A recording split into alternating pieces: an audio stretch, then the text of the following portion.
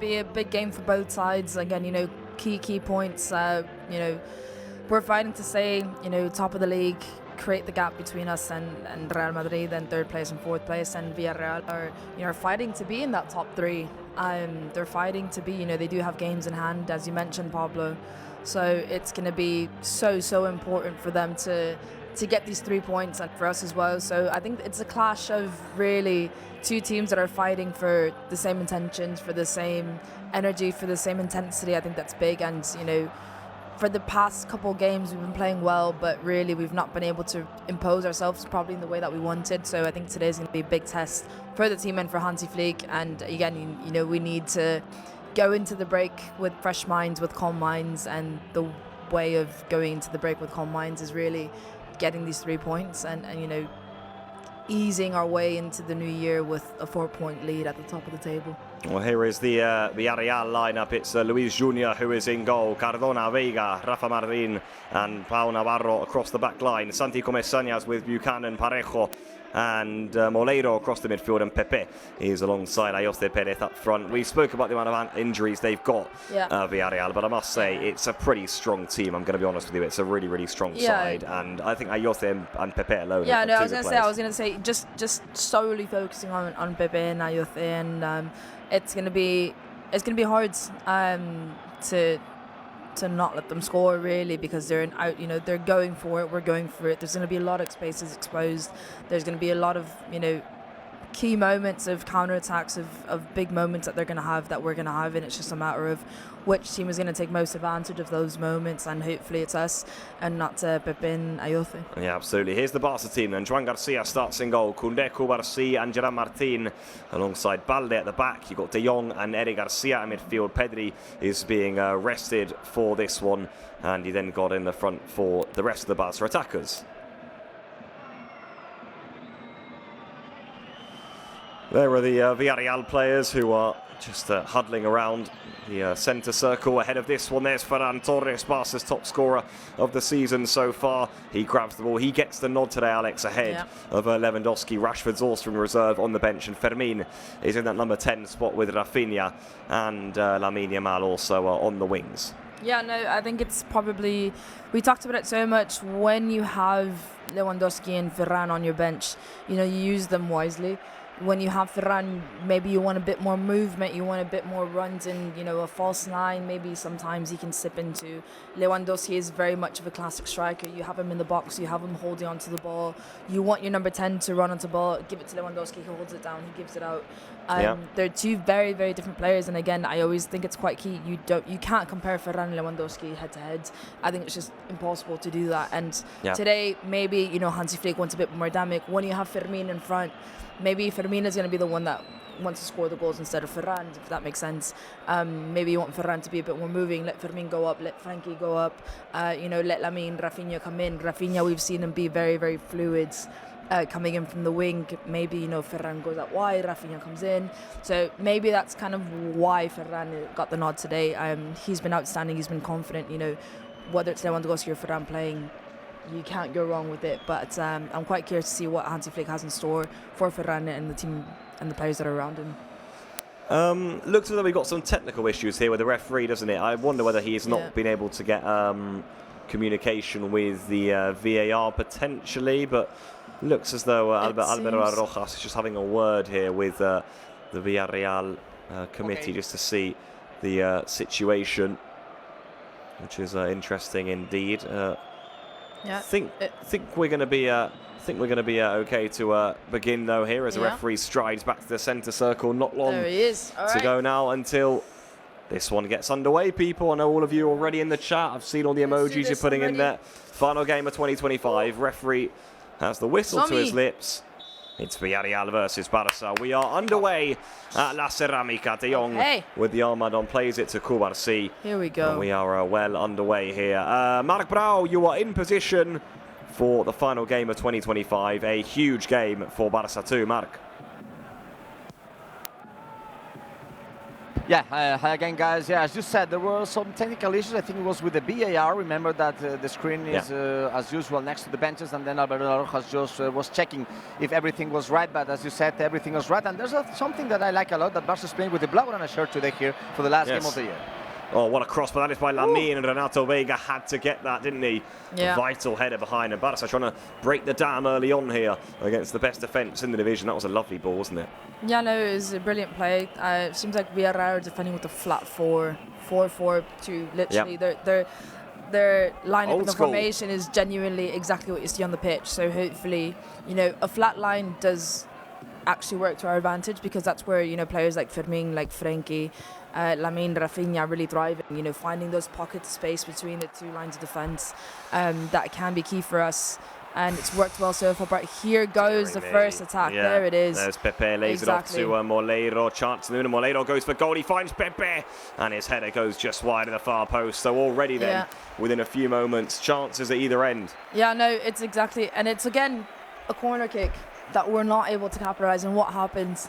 It goes to a counter-attack for Villarreal. Would have been tight for offside, but yeah. Yeah, it was. I mean, it was a good play from Villarreal. Got away from us. We're all high. Guarci was really left behind to defend on his own, because it was a corner kick. He was the last man behind. But it's not ideal. It's once again, we talked about it probably the last two matches, that we just set pieces were awful. We're awful at them so far, and when Villarreal are getting those counter-attacks, we're lucky that they end up in the back of the net, really. There is Marcelino having an excellent season. You have your first question in the chat, by the way, people. Who will score the first goal of the match? As ever, get your votes. We've already got over 1,000 of them. Lamine Yamal, Ferran, Raphinha, and other options. I'm going to go Ferran. Alex, who are you going for? First goal scorer. Fermin. Ooh, you've gone for others. You've gone for Fermin. Mark, I'll ask you the same question. First scorer today, who are you thinking? I will go with Ferran. I think he will be the shark, and finally he will be the top scorer of the year. Yeah, let's hope so. Yeah, that was the great stat that Matt gave us a few moments ago. I'm sure we'll discuss that as the programme goes on. Here is Fermin, laid off now to Eric Garcia, back to.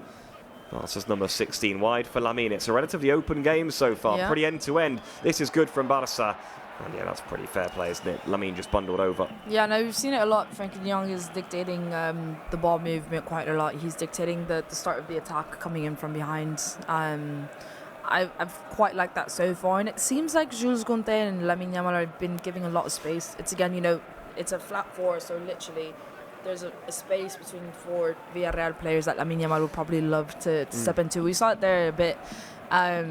Just not been able to get that impulse yet through, but we've had some good chances, and again most of the chances so far have come through Frenkie de Jong that's been able to get into space, because Eric Garcia is staying a bit back. So we'll see what happens. So far I like what I'm seeing. We're taking we're recovering possession, we're recovering the balls really well so far. I mean, it's only been 4 minutes. I'm talking like it's been an entire half, but outside of that Villarreal counter-attack from our corner kick, whenever Villarreal have gotten the ball, we've recovered it quite quickly. Yeah, certainly. Ayoce Perez has just been penalised here, or rather he's been fouled, by Eddie Garcia. There's the cross to the back post. Joan Garcia will do well to collect that. He does collect, and he sets Barca well on a counter-attack themselves with Raphinha here. Bursts away from one. That has to be the first yellow card of the game. I'm going to be honest with you. He should really nip that in the bud, but I think the fact that it's the fourth minute for the probably means, no booking, Mark. Should have been. Not yellow card for the moment. No booking. Alberto Rojas is a quite good referee. He was promoted in the last weeks to the second category of European refereeing. So what does it mean? That he's close to be maybe in the next years in the first category to whistle, for example, Champions League finals or World Cups. And he's a kind of referee who always lives the plays, and it's not easy for him to book players. And Frenkie de Jong was directly going to the referee, and the referee explained quite well to Frenkie de Jong why it's not a yellow card. But I like, for me it's a yellow card, but I like the way for the referee to explain calmly why the decision was not a yellow card. And this is, I think, one of the biggest things that this referee has, that he can speak with the players. For example, as we saw, for example, yesterday, what kind of style can I say? Santiago Bernabeu, for example.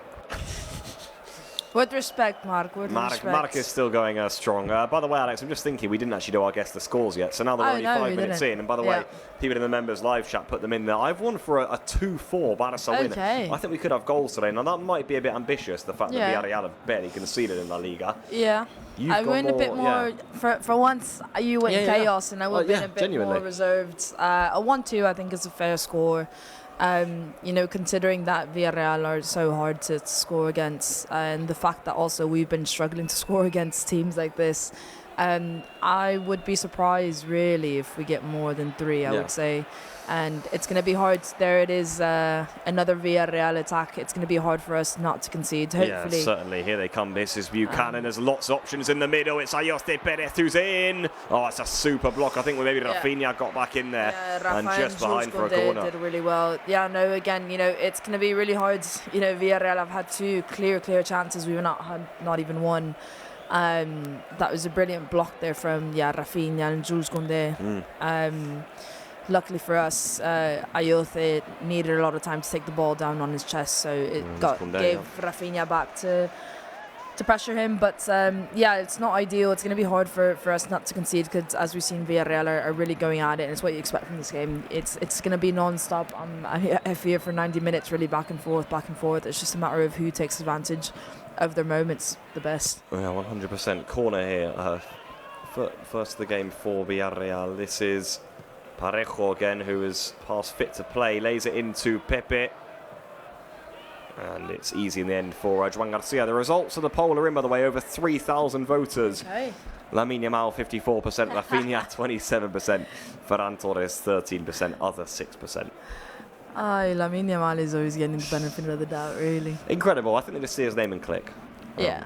You see his name, it's a given answer for a lot of people, which is fair play. Mark, we just gave our guess the scores. You went for a 3-2 Barca win today. Yeah, very close to you, Paulo. I think that we were going to suffer. It's not easy to win at that stadium, where usually we are having good scores. I want to give you a stat. I will wait until the end of the game to give one big stat here in La Ceramica. But yeah, I think that we will suffer, but I want my prediction to be good to end the year. Remember that last games I was very close for the prediction, so I think I would be right. Let's hope so, Mark. There's the outside of the boot ball by Lamine, and I'll tell you what, goalkeeper and centre-back got in each other's way there, and the last thing Villarreal need is more injuries at the back. Yeah, that was... he's fine. Yeah. Okay. Yeah, it was a big hit. Yeah. Big hit on the head for Rafa Marin, and I was worried a little bit because I'm very close for the action. I'm just at this goal, and Luis Junior goes very, very close for the head of Rafa Marin, who is a former Real Madrid player. He did it quite well last season in Napoli when he won the league in Serie A. And he's not usually in the lineup, usually play Juan Foyth, for example, but he's a good player also as a centre-back. Well, that's a risky giveaway, that from Cubarsí. Ayoste's in here, Ayoste Perez, and well, down low to his left-hand side. Joan Garcia made it look easy. Didn't quite get enough power on the shot, did he, Ayoste? But still, that's already about the 3rd chance Villarreal have mustered up here. Yeah, no, it was, I have to say there, it was Gerard Martin. You know, we've talked about the centre-back playing of Gerard Martin and Cubarsí so much. How well they're doing.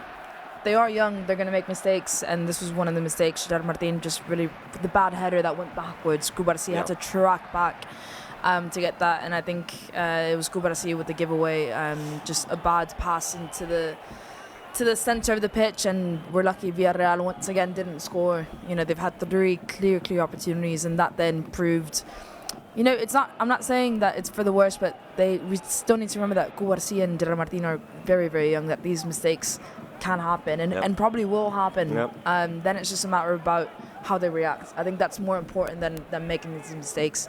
You know, let them make mistakes. It's going to happen. You can't avoid it. Well, there's the corner to the back post. It's away by Pepe on the rebound. Can Fermin recover this one? He can. But it's easy for you. Can now Lamine. Oh, clever from Lamine too. Look at the space Raphinha's got. That has to be a penalty. And yes, it is. Alberto Roja. Somebody had 0 doubt. Yeah, penalty. And it was a clear one given. I think it was Santi Comesania Mark who made the foul, and the penalty. I don't know why Santi's even. He's like, what are you doing? I'm very close. I'm just a few meters from the action. I'm just quite 10, 12 meters from the action, it was very clear that Raphinha made the dribble, and then Santi Comensagna put his foot, and it was a shock. No doubt. And it's a clear penalty, and it will be Raphinha who will take it. Wow, Last season, he took 2 penalties against Celta and against Mallorca. He scored. And then he will be the 3rd player to take a penalty this season. Remember that Lewandowski and Lamine took a few ones in games before, but Raphinha received the penalty. And then now Luis Junior, Brazilian, the same as Raphinha, is talking to him, trying to talk to him some tricky things, but Raphinha will take the penalty. Yeah, so up steps Raphinha for Barca. Massive moment in the game this early on. Barca awarded a spot kick. Raphinha won it, but can he convert it? Up steps Barca's Brazilian, the number 11. Raphinha stutters and scores. Rolls it the wrong way of Luis Junior, and Barca take the lead at La Ceramica. It's Raphinha who strikes again. Villarreal 0, Barca 1. Vamos! There he is, Raphinha, calm and collected, cool as you like. That is our Raphinha. There we go. No mistake from Barca, no mistake. Marc Brau. It's Raphinha who strikes. Yeah. Raphinha, who always scored when he took a penalty with Barca, and also today, as I said, he scored against Mallorca. He scored a very important one against Celta, the greatest comeback of last season in Stade Olympique Youth Campaigns, and for the first time he takes a penalty this season, and he's the 3rd player to score from the 11 meters from the penalty spot. Remember that for that moment, Lamine Yamal scored the 3 that he took. Lewandowski only one of the 3 he took, and today Raphinha scoring his 7th goal this season. It was his 7th goal in La Liga, so he's the 3rd scorer in the domestic competition. And Raphinha, remember, yesterday Hansi Flick said that it's a joke, and I agree with him that he's not in the best 11 of the season for the year. And Raphinha only in the first minutes of the game, he received the penalty, and he took it very, very well, just going from the net. Barca scoring the 1-0 here at La Ceramica. Yeah. What is it? Raphinha not being in that starting 11 is ridiculous. The season, Flick had a lot to say about it, didn't he? The year that Raphinha's had, the numbers, the moments that I'm still, the first image that came to my mind was the Benfica game. Yeah. He showed up in such big moments, and the way that he shows up is outstanding. The amount of goals, the leadership, the player that he is, the form that he's in, it's just ridiculous that he's not easily seen as one of the top 5 players, best players in the world right now. The consistency, not many players can get that. Yeah, 100%. It did feel very unfair indeed. Well, now Villarreal have work to do. Barca have a controller. Alex, I'm going to send you a question here for the chat too. I should have really said it earlier because it's actually what about... are you doing, Pablo? It's about what will the key of the game be, and of course be careful there. Okay. Very nearly, very nearly. There's a Buchanan, I think, just got a shot on target. Well, not on target, just luckily for us. Far wide. It was scrappy from us trying to play out the back. We lost the ball again to Villarreal, and they just quickly, passed the ball centrally for one of the players to be able to get a shot on goal. You got the 3 options there, people. We've sort of got number 2, if you know what I mean. I was going to say remain solid defensively, grab the early goal. We have grabbed the early goal from the spot kick, or break down that impressive Villarreal defence. Well, we've sort of got that early goal here, which I think is going to set Barca nicely in this game. I think break down impressive Villarreal defence is going to be, I think for me, one of the biggest things, not only to win this match, but also to build on the things that we've not been able to do over the past few matches. Again, the Copa del Rey match was frustrating. Why? Because we just couldn't break through. We were doing everything, possession, shots. It's just we weren't, it wasn't happening, and we've seen that over the past, couple weeks. I think we've been complaining about it a lot. We're doing really well to keep possession, to keep the tempo, to keep the rhythm. But there's been so many tight matches when they really shouldn't be, because we're just not able to get the ball in the back of the net, despite doing all the work and everything. Our opponents have been, quite key. You get 2 opportunities, they have 2 goals. We're not like that. Raphinha's done it for shot, and he's hit the crossbar. That would have been an unbelievable second goal. Raphinha scored from the spot. He very nearly scored an absolute cracker there. Still, Gerard Martin, chance isn't dead just yet, and he lined up Raphinha, and he's crashed that against the crossbar. Ay, Rafa, that would have been.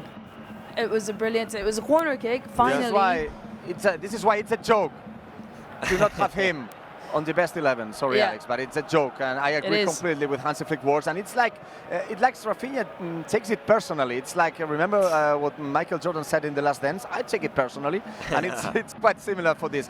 I want to say just one more thing, that Raphinha, remember, he scored twice last season. It was just at the other goal, so he used to score here goals at La Ceramica, and it's a pity that shot that was directly from the crossbar. Yeah, I'm liking the space that Lamine Yamal is getting. Yeah. I feel like I feel like what's happening right now is that we're not used to having all that space, and Raphinha's on the right side quite a lot. That's what I said. He's floating quite a lot, which is quite interesting. But that would have been one. That was going. That was literally like the upper 90 degree in the goal. That's literally where it hit. Like I think it hit the crossbar and the post at the same time. That's how perfect it was. It certainly was. Barca as well. And if we'd got two there, by the way, it would have been the perfect start. I mean, yeah, this was a great game last season, by the way. A lot happened in it, by the way. Barca won 5-1. There was all sorts.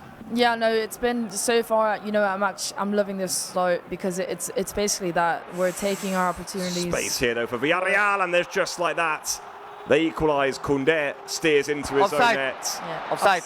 Oh, and the flag is up. Marcelino celebrates. Yeah. And there you go. The flag is up. So everyone, calm down for now. Let's see the replay though, Mark. Here. The ball is, I think it's Comesaña who plays it wide. It's offside. It's offside, Mark. It's not going to count. Offside. Okay, you remember that I cannot see the replays here? Yeah, but it's confirmed very, offside. Very quickly for the referee. And remember that we have to be careful with this, because remember that Marcelino was played this a 4-4-2 with a high press at the first part of the attack. Then they going back and they make the counter-attack very, very fast. So they're not make a lot of things with the ball, but the things that they are doing, they are very, very good. So we have to be careful, especially with the ball lost here at the back. For the moment, we have lost many balls here at the back, so we have to be careful with this. Yeah, their high press is quite efficient, especially when they're pressing. They're closing. What I unfortunately like about their high press is that they're closing our middle quite a lot. But at the same time, as Mark mentioned, they're high pressing, but once we break that high press, they drop down. So luckily for us, once we do break that high press, they do drop down and we're able to get a lot more space in the midfield particularly. But we do need to break that press, and it's happened twice that we've misplaced a pass straight into the Villarreal boots, and they've literally one pass and they're at the top of the box for a shot on goal. So we need to be aware of that. But so far I am liking this. But it is also true that Villarreal are giving us a lot more space than we're used to from a low defensive block, because they are quite flat. I mean, look at Fermin, look at Ferran, look at Fermin right now. They're in the half space. Look at all that space. Yeah. So we're not quite used to having all this space, and I think that's why we're thriving so much, because that is what we need to look at. Lamine Yamal, you know, Villarreal aren't double teaming Lamine Yamal. You know, they are brave. Too much room, really. And just overhit that pass from Lamine. Yeah, it's been a very watchable game so far. We thought it would be. It's between two of the best teams in La Liga. There's been good chances at either end. I mean, Villarreal have already had 5 shots, by the way, themselves. Barca have had 2. That Raphinha penalty, and then this one that rattled off the crossbar. Oh my God. Very nearly made it too, but the threat is certainly there from Villarreal, isn't it? You can tell why they're so high up the table. They come forward well, they move the ball well, and they've got quality in the final third. Balde will do well to get that. He did get it, and he just bounced off Buchanan straight into the path good of read Joan from Gerard Martin there to just calm the game down and give the ball to Joan Garcia to be able to play up the back. I think that's what we need, probably a bit more. Involve Joan Garcia more often when we're, getting pressed at. Let him get the ball, let him calm the game down, because that means Villarreal will step off the high press. And hopefully, I think all I can say right now is so far really positive. Yep. I've been liking the way that we've been moving the ball. We've been seeing the spaces.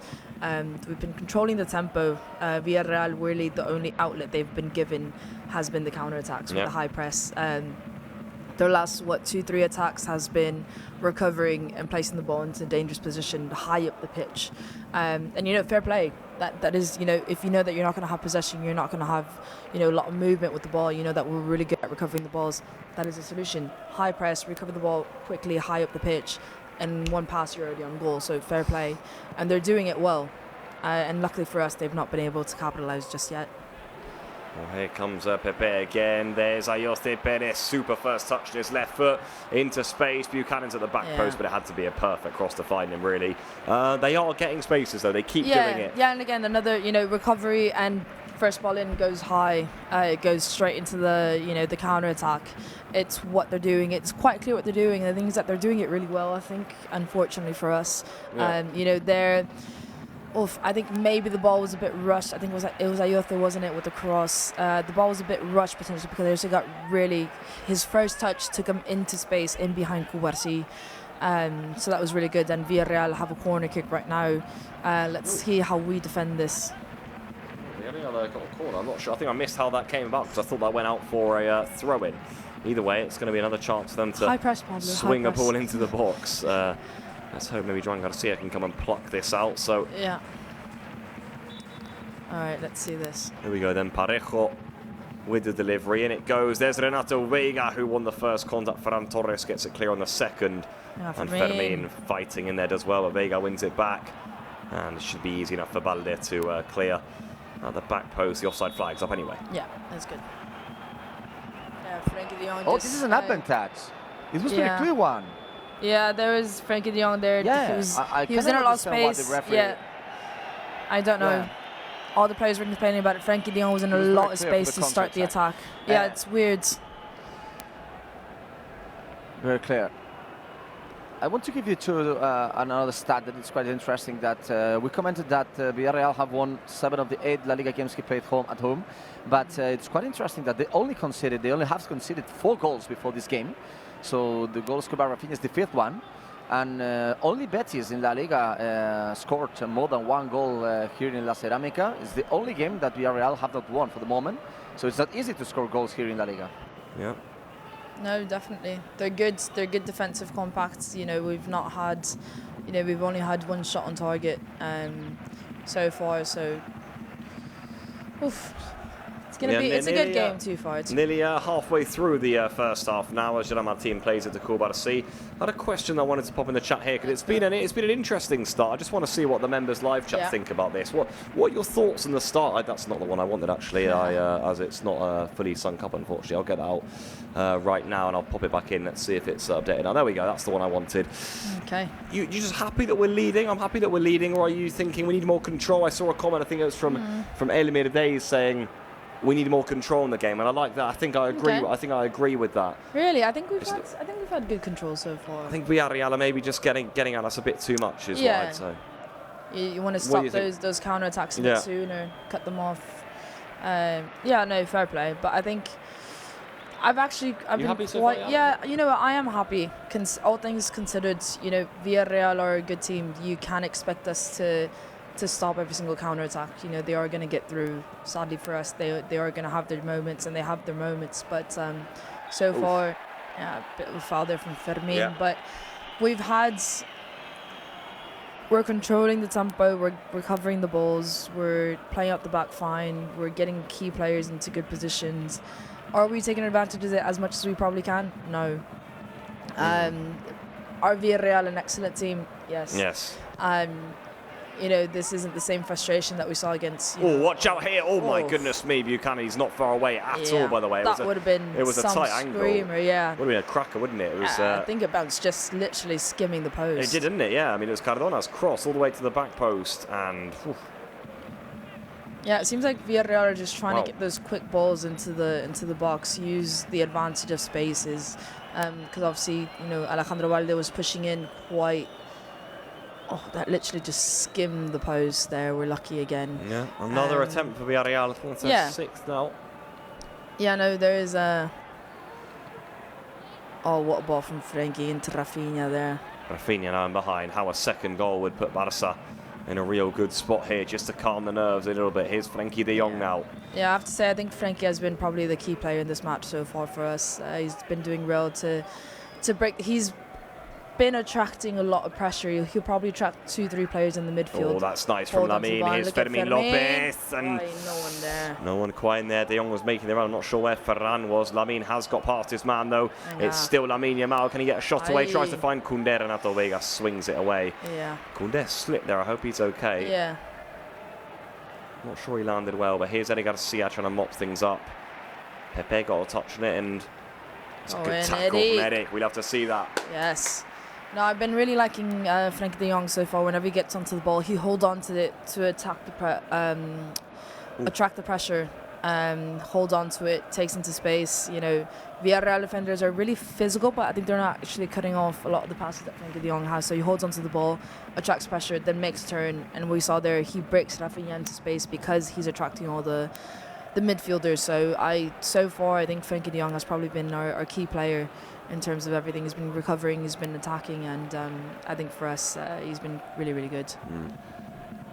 Here come Villarreal once more trying to build up. It's good again from De Jong, as you were saying, Alex, getting his boot in there and cutting things out. And he is pressing up quite high as well. You can see, can't you? Eric is maybe sitting in more, and Frenkie's trying to join Fermin a little more in attack. Yeah, I think the players around him benefit from it as well. I think Eddie Garcia is getting into really good spaces because Frenkie de Jong is attacking a lot of the press. I would like to see Fermin get involved a bit more in the play. Yeah. We've not seen him that much. You know, he is literally man-marked all the time.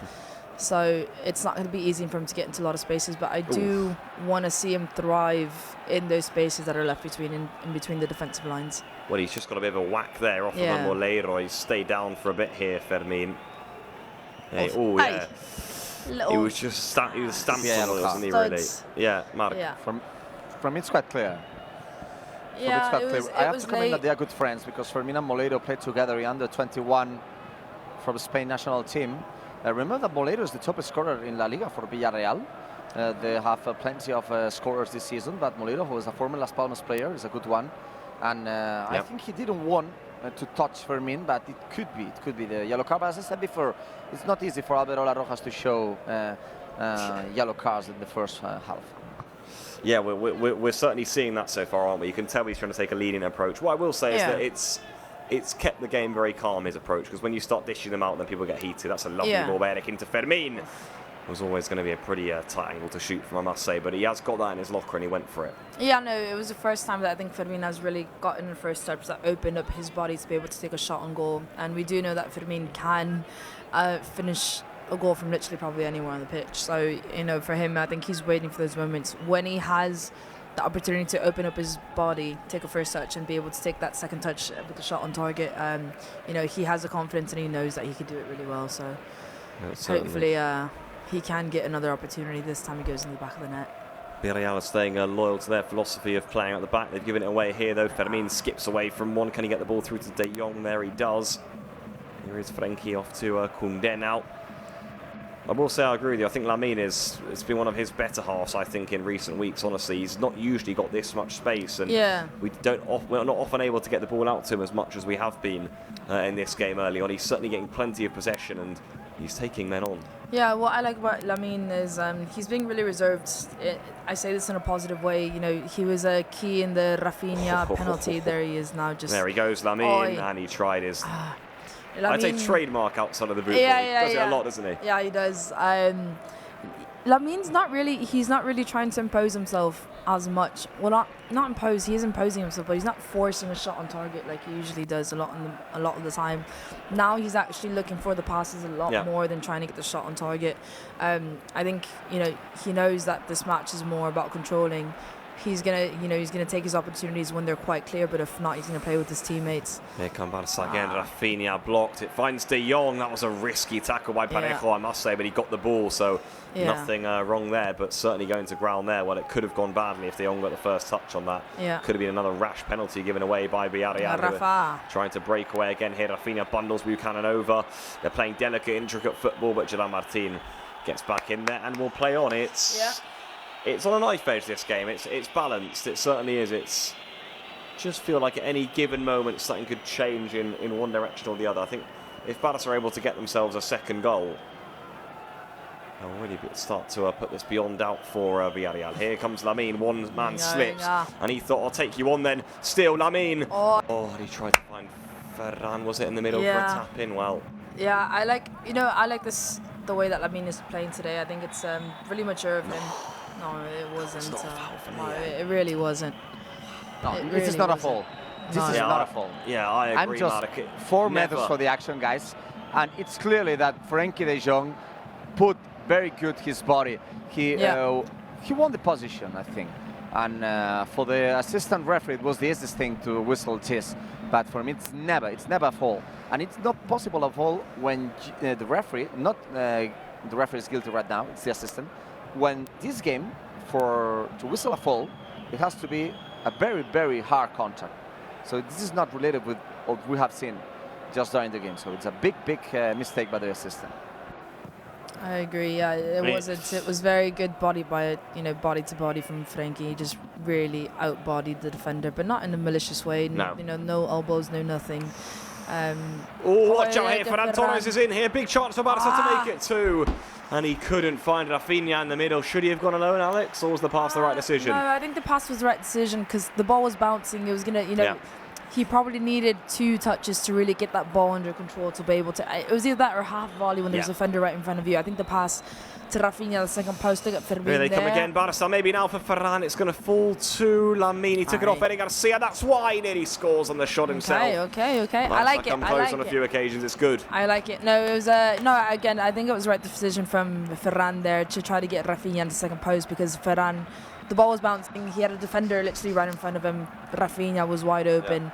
It was going to be a complicated pass because the ball was bouncing. But Lamine did really. That would have been a goal. He got the ball there. That's what I'm saying. Lamine, I really like Lamine today. He's controlling himself quite a lot. He's not forcing anything. He got the opportunity right now. He shot because he knows that's what he wants. But when he's on the wing, he's getting into a lot of space. He's actually staying quite wide. He's baiting the Villarreal defender. He's letting Jules Koundé come up. He's letting Raphinha come across. He's letting Ferran make the runs. He takes on the 1v1 or he makes the pass. I'm really liking Lamine Yamal today. Yeah, certainly. He's having a big impact on the game so far. 2 good chances there for Barca in the space of, 60 seconds, really. Just feels like we're maybe on our best moment of the game right now, I'd say. We're starting to come forward with a lot of intensity. Raphinha to Balde. Back towards the Brazilian. It's going to just go out for a goal kick. Right. Close. Whilst we're here, I think this is a good time to welcome the new members. Welcome, people. Welcome to the family. How many? There's a good few, Alex. We've had a few, in fact, in today's programme too.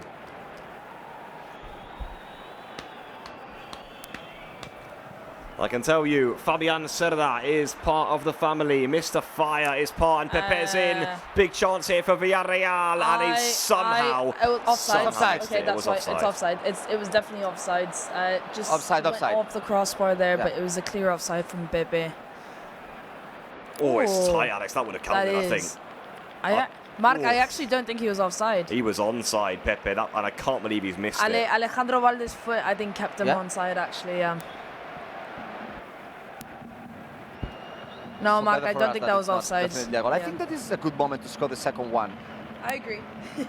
I think Barca is controlling the game. They're only making occasions. They're only having attempts while we are losing the ball. So I think it's good to have more control. And I think they gave us, they're giving us some spaces from behind.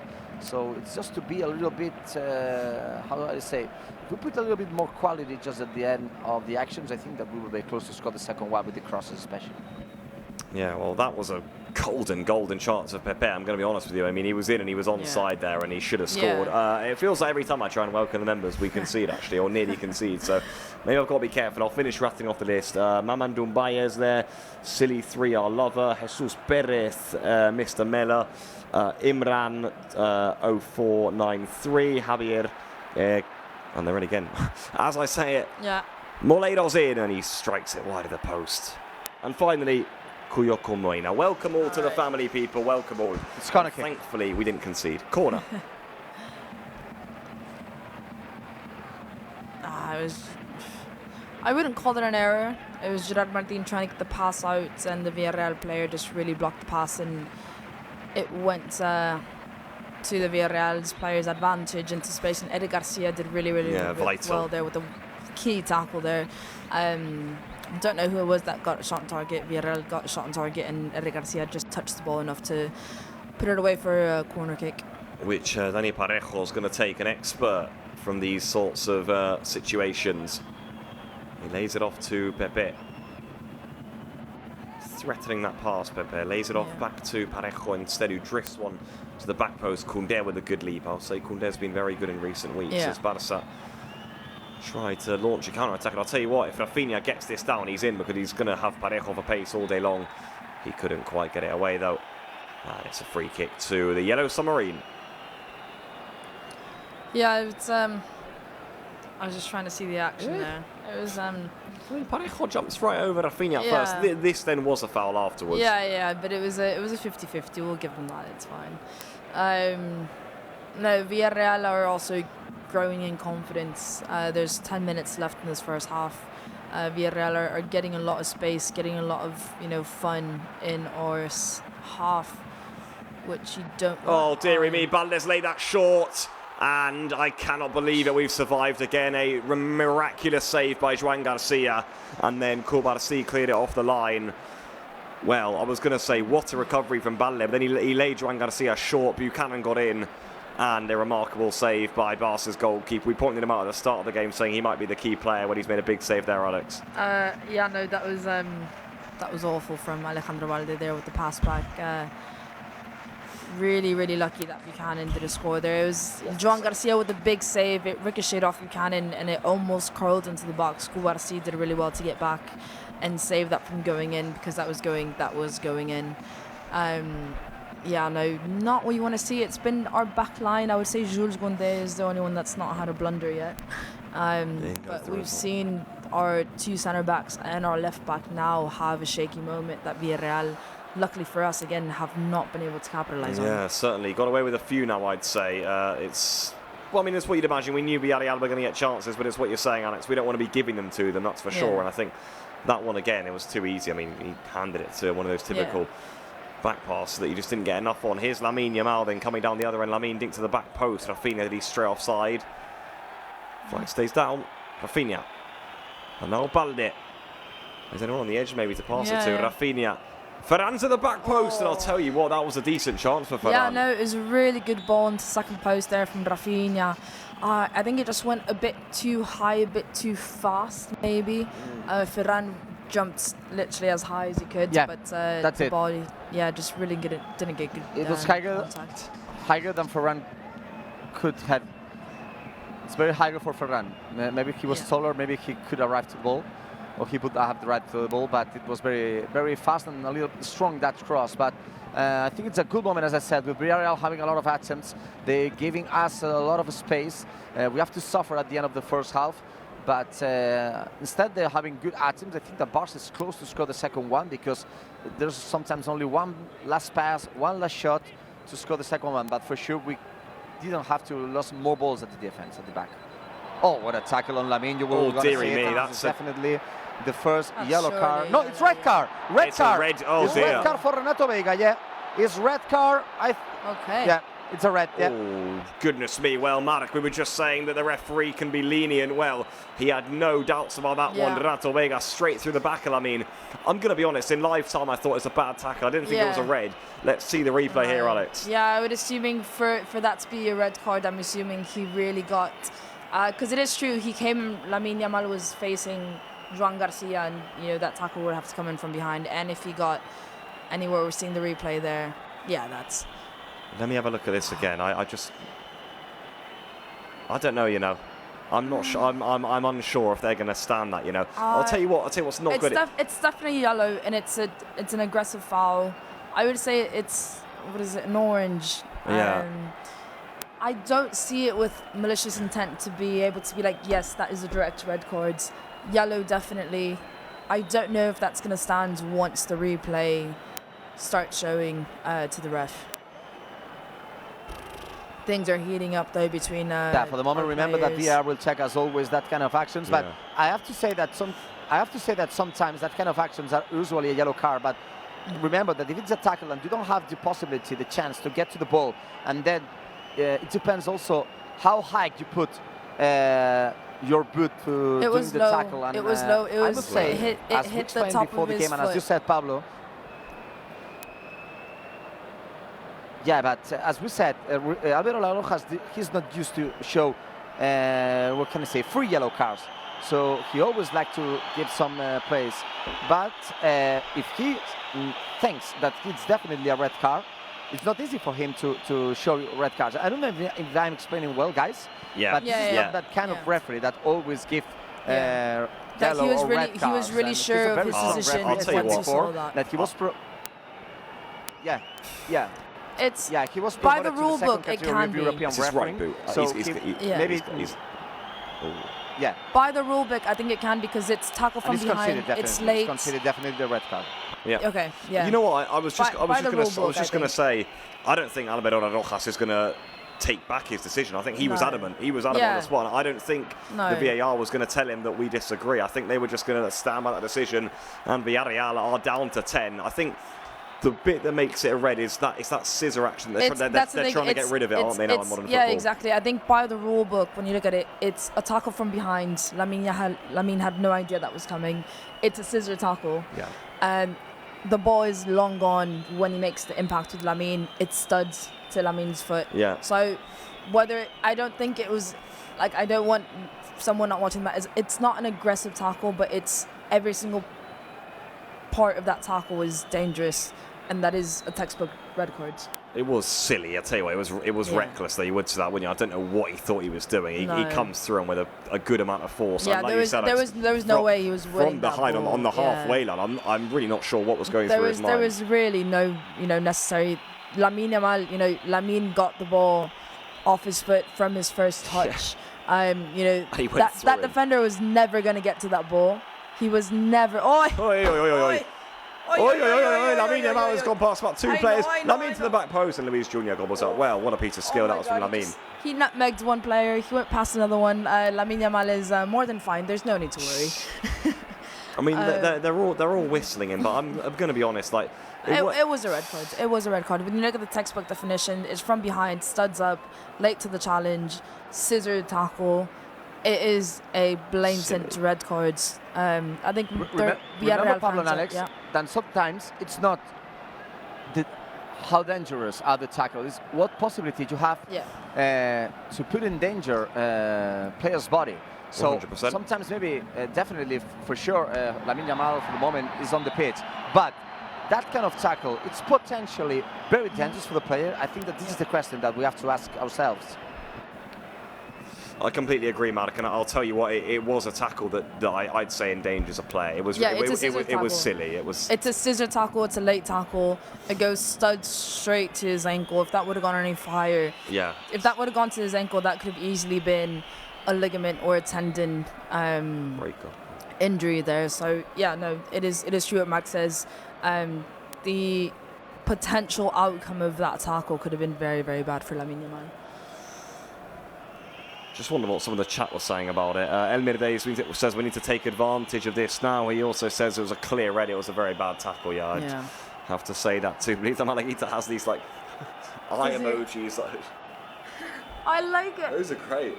I want that with Cat. Those are great. Yeah, those are great. And we've got lots of red card emojis in the chat too. Yeah. On the football, this is a big moment in the game, Alex. I will say that as well. 1-0 up now. This was quite in the balance in the first half. The fact that they're down to 10 now. I mean, we have to look at this and go, hey, get the second goal and wrap this up. Yeah, I know. At the same time, this can actually be worse for us. We saw it against Athletic Club when they went a man down. We weren't able to do much. I don't think we didn't score when they went a man down, did they? Because they'll sit in. Exactly. So right now, we're enjoying this game. Why? Because Villarreal are looking to attack. They're looking to go forward, and that means that they're opening up a lot of more spaces. We're not I wouldn't say a counter-attack, but we are moving the ball high up the pitch quite fast when Villarreal are on the attack. It gets up to Raphinha, to Lamine Yamal. We calm it down, we let our players come, and we let Villarreal settle in. But the reason why we're getting those spaces is because Villarreal are still trying to attack. Yep. Yeah, 100%. What will happen in the second half?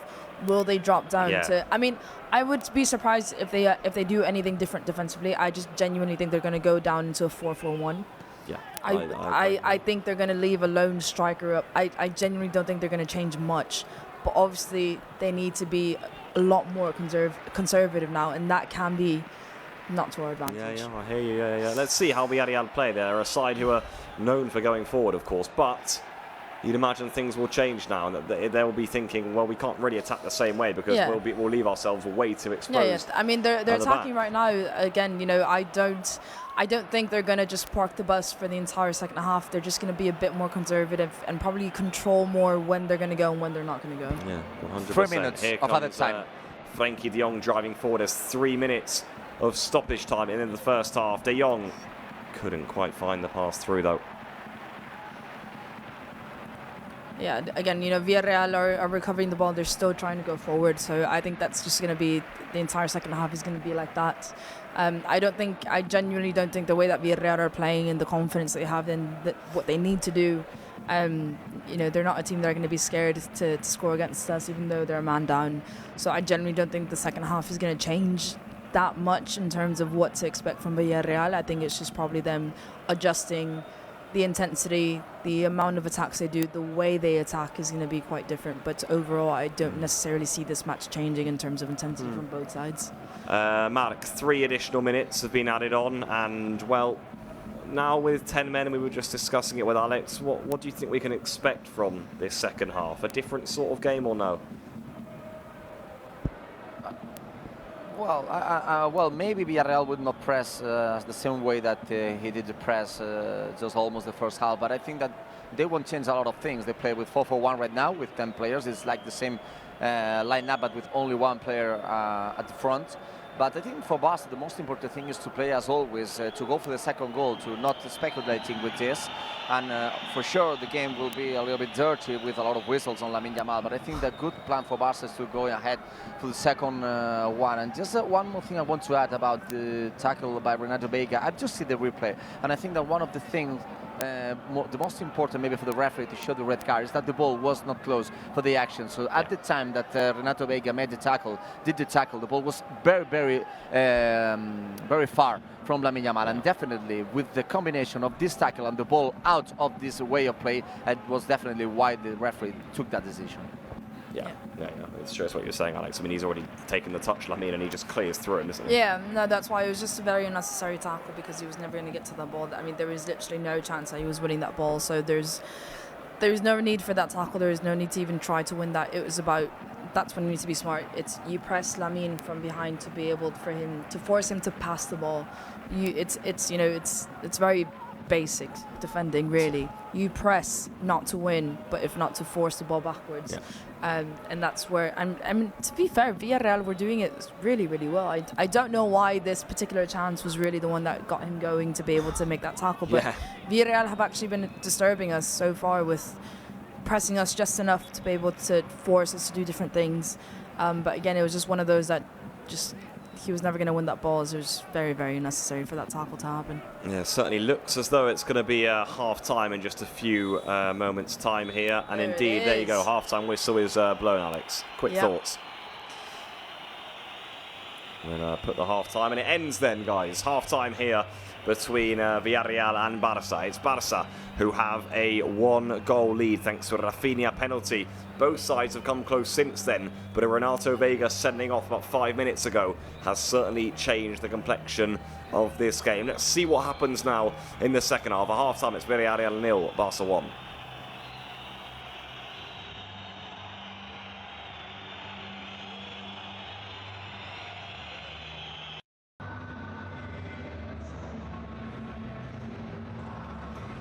We got cable stuck here, but we're back for the second half between Villarreal and Barca. Barca who have that 1-goal lead. We all okay now, Alex? Cable-wise, I think we are now. You're free. Yeah, we're good. I'm free. Yeah, I'm free. I'm not stuck to you. You're not clumped. Right, there we go then. So we are now back to go here for second half. We're underway then, people, between Villarreal and Barca. Let's see how this goes. Seems like, you know what, actually, from the kickoff, it does seem like Villarreal still have 2 strikers up top. And again, they are look at the first unchanged, and well, immediately Fermitro's good. You know what's interesting? Villarreal unchanged, and that means that Buchanan is playing at right back. Yeah. And Pau Navarro's gone into centre back, doesn't it? Yeah, he's alongside Rafa. I mean, it's an interesting strategy. It's a pretty attacking and lineup. Pepe is still, but I think Pepe is the one that's had to drop in a bit more closer to the midfield than Ayotha is the one that's being, the sole central striker right now. Again, as I said in the first half, I really don't think Villarreal are going to change much. They have been doing well, and I think they are capable of continuing their game plan with 10 players. It's annoying to say, but I do see them capable of continuing that same game plan. Here comes Lamine Yamal. Get the feeling Flick would have urged his Barca team to get the early second goal in this second period, because that really will change the complexion of this one completely. I think Villarreal, as long as they're only behind by one, well, they'll feel they're right in this game. As you were saying, Alex, they still have those attacking players left out on the pitch, although the fact that Buchanan is now having to play at right back will change things, because he's been one of the main threats, and, well, I've got the feeling he won't be able to go forward as much. Here's Lamine, though. Fermin. Back to Lamine Yamal. Can he get a shot away? He does, but it's straight. Luis Junior de Jong wanted it, couldn't find him. Yeah, no, it was a good play from Fermin and Lamine, and really, really tight spaces. Frenkie de Jong was at the top of the box. Lamine had about 4 players around him, literally. Yeah. So maybe, Frenkie was the smarter pass, but I think Lamine had every right to go for goal there. Here come the Catalans again with Lamine Yamal now. Lamine checks on the ball, lays it off here to Koundé. There is Eric Garcia now. Garcia through towards Ferran. It's a vital touch by Marin. And Buchanan lays off Luis Junior, who can hack it clear. What you will say is that, even there, when Villarreal clear, they obviously don't have the bodies up the pitch to retrieve the ball. Yeah. It just feels as though Barca will have all of the ascendancy in this second half, doesn't it? Yeah, no, it's, there was Junior there, had the ball at the back. I think Buchanan messed up. He went to pick up the ball, and Buchanan passed it back to him, so he was obligated to clear. But it is true, they don't have bodies up. They have to, drop back. They are literally in a 4-4-1, as we said in the first half. And, a sole central striker, you really have to hit him quite on target for him to be able to get onto the ball. It's not just clear and you have 3-4 players around the ball instantly. Now it's just a matter of us controlling the match, which I think we've done in the opening 3 minutes of the second half so far. Lamine's been getting involved quite a lot on that right side. The Villarreal crowd is still whistling every time he gets the ball. Let's see if he's which is a bit absurd, really, but just for getting hammered on a tackle. Yeah, exactly. There's nothing wrong with that tackle, and I think if anything, that's going to fuel him even more to maybe get a goal today. Here's Fermin now. Nice switch over here to Balde. He's got Raphinha down the line. Does he use the Brazilian? No. He finds De Jong instead. Can he try one of those little dinks around the back? Yeah. He lays it wide to Lamine. Koundé's gone centrally. Still Lamine. Boom. This is Eric Garcia. That's a really good block by Parejo. Vital that he got down there. Yep. Villarreal rather living on the edge here, though. Fermin sliding about, as is Eric. Hey, that's that ball staying in. Ooh, just about. Just about. No, it was good pressure from us, really. Guys, Villarreal. We have some players warming up. Okay. Can we see them? We will give you soon the image. Then, you have the image right now. We have Robert Lewandowski, we have Marcus Rashford, we have Marc Casado, we have Mar Bernal, and we have Ronnie Bardghji. They are the 5 players who are warming up just right now. Certainly 5 good options for Barca to bring off the bench, who, as we said right at the top of the programme, they do have firepower today, the Blaugrana. Having Rashford and Lewandowski to bring on at a stadium like this is certainly vital. You've got Casado, Bernal, Rooney in there too. It's been a hungry Barca at the start of the second half too, Alex. We're coming forward with good intensity early on, I'd say. I'm liking it. Yeah, no, we've gotten good control of the second half so far. We're attacking really, really well. We're finding a lot more spaces that we didn't have in the first half, which is quite fun. Yeah. Balde's getting involved quite a lot. Raphinha's floating around. Ooh. There's De Jong. He thought about it. Jules Koundé is making a lot of underlapping runs into the box. Oh, good cross. Lamine Ferran misses it.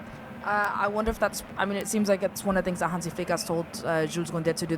He's making a lot of literally diagonal underlapping runs, if you can still call them that, because they're very straight in a straight line.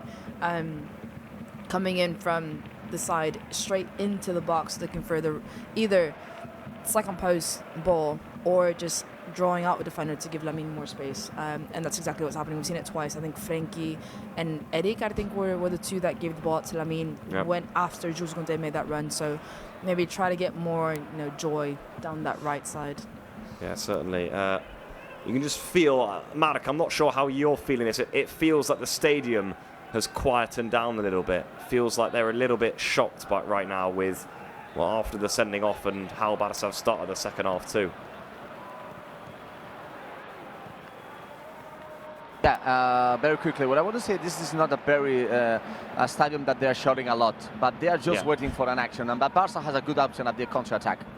De Jong, lots of space here for Lamine Yamal. This is Fermín López. Oh, another brilliant block by Parejo. He made one just like that a few moments ago. And he repeats the feat. Here we go then, Alex. These are the breakaways that Villarreal are still going to try to hope they get. It's Ayoce Perez. He's got Pepe at the back post. Ayoce. Who does he play? And they're still getting numbers up. You know, it's five of us against 4 of them. You know, they're still getting numbers up, even being a man down. It's again, it's what you expect. They're not giving up. You know, Pepe's really holding on to the ball really well, waiting for his teammates to come and support him. Villarreal have, you know, they're not scared of anything. And again, we do need to be very, until we get another goal at least to get a good margin. Frankie de Jong there with another recovery. From de Jong, I must say. It's been 2 recoveries now that he's gotten. The first one there got Lamine Yamal into Villarreal's box. He literally went all the way down to the left side. And how many of those have we seen from Lamine? Almost a repeat of Raphinha's goal last year. That ball from Lamine, same sort of position. The Brazilian couldn't quite get onto it this time though, and Villarreal come away with the ball, starting to open up a little bit more now. I'm not sure if that will suit Barca. Overhit though, and Juan Garcia. Yeah, no, again, that's what you say. You know, you have Pepe there trying to go against 2 other defenders. Yeah, Marc? No, I just want to say, just to answer what Pablo asked me before, this is not a stadium that is very, very hard in atmosphere. So, of course, when the team is winning, they are supporting the team. But it is not one of the hardest atmospheres on La Liga. And they're just like waiting. And I think that maybe Barca also have this feeling. What I mean is that maybe Barca is controlling more the game and not put a lot of intensity, because the atmosphere is not like a hard stadium when you are winning 1-0. And I think it's important for Barca to keep going, because instead they are with 10 men. At the end of the game, they can be very dangerous, as you can see in the counter-attack. So it's important to push them inside the box and just trying to score the second one as soon as it's possible, because, as I said, this is not one of the hardest atmospheres in La Liga, but of course they have very quality players. So corner kick for Barca, and just I want to give you 2 extra stats very quickly. Goal scored by Raphinha was the 50 in La Liga. So Barca is the first team to reach 50 goals in La Liga, 50 goals in 18 games. Last season we have scored 51 goals in 19 games in the first part of the season, and Raphinha's goal was 24th in this 2025, 3 less than Ferran and Lewandowski. Okay. Raphinha also with excellent numbers in 2025. Here's De Jong. Barca have taken their corner short. Fermín López with delivery. Ferran's little chest has not found anyone, and here's the breakaway. Koundé running back in support, but Villarreal are going to have to delay. Moleiro's going to have to bring it back. Yeah, it's fair play to Villarreal. Again, you know, they get the ball, they're not scared to attack. I think they're just not. They've not been able to settle into finding one player to target up top. They need a Lewandowski. You know, that is again, Lewandowski's key thing is, he is the key target when trying to play fast and far, because when you hit him, you're jumping literally 3-4 lines of defense and getting to one player, and he's able to bring it down and hold on to his teammates. Villarreal probably wish they had a player like that right now, because that's exactly what they need. Yeah. Because they are still trying to play out, perfectly, but it's just not been to their advantage. No, it's very tricky with 10. You can see the spaces. The likes of Garcia and De Jong are starting to pick up now on the edge of the Barca, on the edge of the Villarreal box. This is Lamine. Again, it's Raphinha, in fact, who's come wide on this occasion. Now De Jong, Balde, and Lamine's on the left. Look at that. That's from the short Barca corner. Balde. He looks so uncomfortable on the left side. This is odd, isn't it? Lamine, he doesn't want to cut inside onto his right foot, of course. De Jong now. Raphinha won't mind. He's perfectly happy off the right. Here comes the Brazilian. Fermín López, look at the space De Jong's in. Instead he finds Eric. I mean, it's a game of patience now for Barca. They're just trying to toy with the again down that Villarreal wall. Fermín's in. Away by Luis Junior. Corner. Junior, Fermín just got to the byline there. Tried to go for a really hard, low cross into the small box. And Junior just did well to get in front of that before it got to any of our players.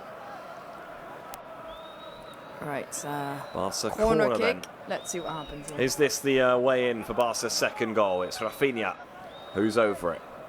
Moleiro watching Koundé closely in the middle. In by Raphinha. Ferran, free header flick on at the front post. Didn't quite get enough on it. And Parejo dinks one clear here to Alberto Moleiro. Here he comes. The switch is a decent one, I will say. Juan Garcia should deal with that. Does deal with it comfortably enough. Alex, I'm going to send this question in for our members too. How are you guys feeling right now? And the question I wanted to ask is, how should Barca approach this second half now? Should we keep things the same as the first half, stay calm? Is it a case of attack, just get the goal? Or is it actually just get the second goal, shut up shop, and go home? I think it's probably a balance between the first and the thirds. I think we don't need to force anything right now. We don't need to change anything the way that we're playing, because so far we've been playing really, really well. In the second half particularly, we've been able to basically shut down any Villarreal attacks so far. So right now I think we need to keep that the same, because once we start forcing things, then we open up a lot more space. Villarreal, it can grow into the match. We start panicking. That was lovely, wasn't it? Beaten away to the knife, Fermin. Sorry, Alex, you were saying. No, it's just about keeping calm, but at the same time, if we're playing like the first half, we didn't score outside of the penalty in the first half, so that does need to change. We do need to score and shut up shop, because you can't stay with the scoreline when a team is so open to attack, and we know they've been dangerous, and we have been so lucky that they've not been able to score yet. So we need to get at least that second goal to be able to go into this a bit more calm. Guys, subs on. Okay. Wow, go on, Mark. Subs on. It's time for Marcus Rashford and Robert Lewandowski. So I think the two of the players who have more goals in his legs, they will be the first Barca substitutions. Marcus Rashford and Robert Lewandowski, who definitely was one of the stars last time the Barca played here. He scored last season twice, and he was quite important. He also missed a penalty that time, but it's preferring for us to remember that he scored twice last season. And Marcus Rashford, the other guy to come. Remember, he scored after a month and a half the goal against Guadalajara. And now you're going to watch a very dangerous fall on next to the box. And there's the first yellow card for Barca player. Wow. And it's for Frenkie de Jong for that action. And this is a very dangerous, because we have Parejo, who always taking very good free kicks. So dangerous time for Villarreal. It was an interesting. Was that a foul for you, Alex? Even the thing is that he had three players around him. Frenkie bodied him off the ball. Probably yellow card, because he didn't see that he got the ball. The thing is that Frenkie. So basically, what happened is that Frenkie bodied the player off the ball. Player fell because Frenkie didn't get the ball. I think that's what he shoved him out the way. That's what I'm saying. I think it wasn't. I think the player really went down really easily, because Frenkie really didn't really go in that hard. But by the books again, no ball, body off the ball. Player had to stop the attack. It's a yellow book, I think, by the textbook. And here comes Parejo, and he's scored a lot of screamers from those sorts of areas in the past. Dani Parejo this time didn't quite come off. That was straight to the wall. Kubarsi's back there. Yeah, I must say, also got yellow definitely. cards. As you said, Pablo, Parejo scored. Yeah, you can confirm I can confirm that was for Eric Garcia, not for Frenkie de Jong. I said de Jong because he was complaining to the referee, but he didn't take on board because he's the captain. But as I said, Parejo always scored good goals from that position, and definitely it was not the best free kick of his career. Yeah. No, it wasn't. Straight into the wall. Marek, you'll confirm when those subs do come on. For now, Barca are going to come forward themselves. Ferran's trying to get in behind, and it's good defending by Buchanan, who's filling in a different role in the second half, doing a pretty good job of it as the clock strikes 60. I just wonder whether maybe now it seems Barca made those changes. Seems like Rashford and Levy are ready to come on, but just waiting for not now. A moment. I wonder who they'll come on for, Yeah, I was going to say maybe Lamine. Let him get rested if he's going to keep getting fouled like that. Maybe, his foot does need some rest. You don't want to push it. Ferran, you'd imagine, is for sure. Is it going to be Raphinha to manage minutes? Yeah. I would assume it will be Ferran. I think Ferran actually has not gotten a lot of joy from this game. He hasn't, no. Yeah, he's been really closed in. Obviously, with the four back two defensive lines, he is quite enclosed between literally two central defenders and the two midfielders. He's not really gotten a lot of touches. The two touches that he's gotten on the ball have been, just bad crosses for him that have been impossible for him to capitalise on. So I wouldn't be surprised if, I would say Ferran maybe to try to bring in a fresh and a different kind of striker. And then I would assume obviously either Lamine or Raphinha, mainly probably to just manage minutes. Let's see what Flick does. He's obviously also got the option of taking Fermin off and putting Raphinha to that number 10 spot. Let's see what the German coach goes for. Right now, the Villarreal with their second long throw in quick succession here, and the first one caused a few issues. Let's see what Buchanan's got in his locker this time around. Then it goes away by Eric. Raphinha should stop that going out for a corner. Does. Yeah. And does he keep that in? Yeah, it's still in, and maybe now Barca can break themselves with Ferran. Yeah, Fermin. still in. Epa. Now it's foul on Barca player. Yeah. Hold on. Let me say one thing about the action from Raphinha. He was very close to touch with the ball stand. I mean, the highest part of the stadium. But definitely this ball did not touch anything. So let's go with the subs. And then definitely will be the shark, Ferran on Lewandowski. So Ferran will end his 2025 year with 27 goals. He will be for sure the top scorer for the season for these holidays. And then Fermin out, Rashford and Robert Lewandowski coming. Okay. Yeah, so it's what you said, Pablo. Fermin out. It is, yeah. Put Raphinha into that 10 position and put Marcus Rashford out for Raphinha. Yeah, it's an interesting one. So there you go. So Fermin and Ferran off. Just update the lineup for you. And so attacking subs, I'd say, Alex. Yeah, no, definitely. I think Hansi Flick really wants that. And at the end of the day, goal difference does make a difference. When you were given the opportunity to play with a player advantage, and we haven't been able to capitalise on. I think the second half, it doesn't seem like Villarreal are a man down. It doesn't seem like they are. Oh, look at Jules Conte. Oh, good pullback there. Balde was in. Lewandowski took it off his turret. Still Balde. Oh, he had a tap in, didn't he, Alex? He had a tap in. Rashford now. Yeah, Lewandowski in typical striker's fashion, wanted it for himself. Lamine's in though. De Jong's in. Lewandowski somehow hasn't scored. Someone, please. De Jong, Lamine, it's Barca who have their second goal. Lamine Yamal, he bundles it in. What a chaotic sequence. But Barca have two. Lamine Yamal points to the badge.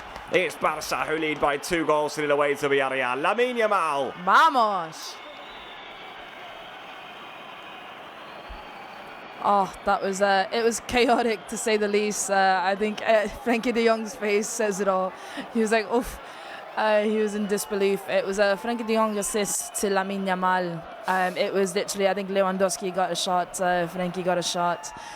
Which player didn't get a shot there? It was just unbelievable. It was no, I think Frankie de Jong literally went to Lamine. He's like, oh.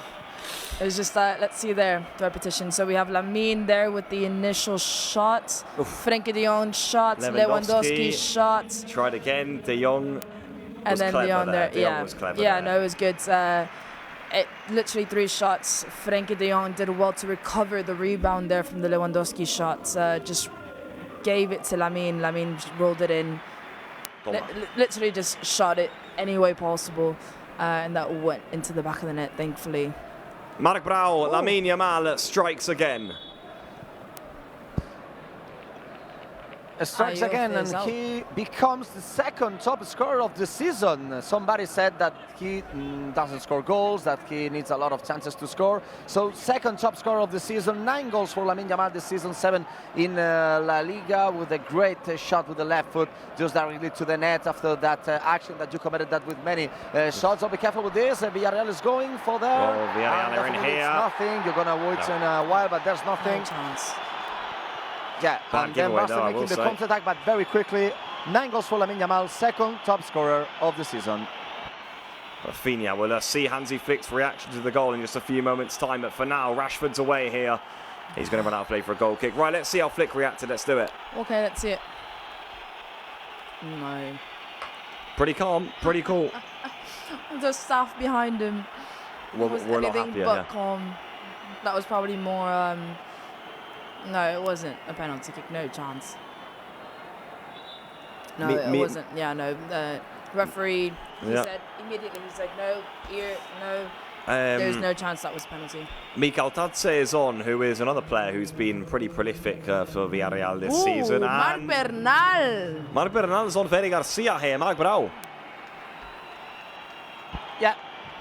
Yeah, Mar Bernal will come in for Eric Garcia. Eric Garcia, what a year for Eric Garcia, ending the year, renewing his contract, and definitely one of the best players of the season so far, one of the best players of 2025, with a lot of minutes on his legs, and with the turning, I think it's good for Hansi Flick for him to give him some rest, to give more minutes to Mar Bernal, who played quite good in the last games. He had to be subs on game against Guadalajara due to the yellow card received in the first half, but I think that, and I will encourage all the Barca Live fans on the chat to give an standing ovation for Eric Garcia. What a year for this player. Which is his position? Right back, left back, centre back, holding midfielder. That's an answer like, to a quiz question that we'll one never of the have, best players this season so far. Yeah, well, certainly so. And Marc Bernal getting some good minutes here. I mean, Eric Garcia, guys. Get your Eric Garcia emojis in the chat, please, because well, yes, what, like Mark said, I mean, what an unbelievable year he's had, unbelievable. No, I think he's been such a. You literally put him in any position and he thrives. But I really think this midfield position that he's grown into has been his best position. Because oh dear! Really, oh wow, okay. Joan Garcia forced into action there. Good save, important save. Yeah, no, really big save from Joan Garcia there to keep it. Oh dearie me! And well, yeah, I don't really know what happened. I'll tell you what, that could have been a penalty too.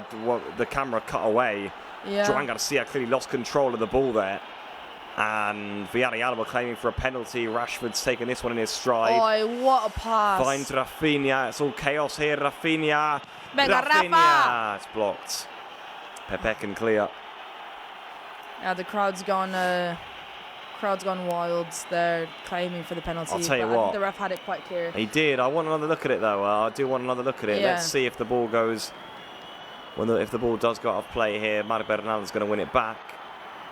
Play on, says the referee. Pepe now. All a bit chaotic from a Barca perspective. Way too much room for Parejo. Tapping at the back post. What an unbelievable save by Joan Garcia. I can't believe it. What a save! Anyway. What a save! It was offside anyway, but what a save, Marc. Joan Garcia.